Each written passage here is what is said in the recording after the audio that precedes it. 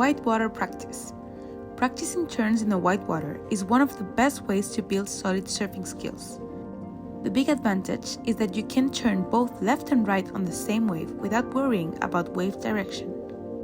Whitewater waves are easy to catch, so in a single session you get many repetitions. Keep your knees bent. Whether you're riding whitewater or turning on a wave, bent knees are essential. Whitewater is less stable than a clean wave face. Keeping your knees bent lowers your center of gravity and helps you stay balanced. Trimming and carving in the whitewater. When carving in the whitewater, it's important not to hold pressure on the carving buttons for too long. Too much pressure will slow you down, causing you to lose speed and get caught in the turbulence, which can throw you off balance. Instead, keep your turn small.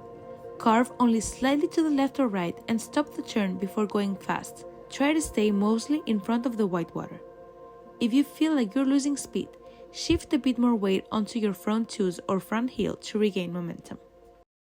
If this helped you, hit subscribe. We've got 100 more lessons just like this, from pop-ups to barrel riding. Link to the full written guide is in the description. See you in the next one.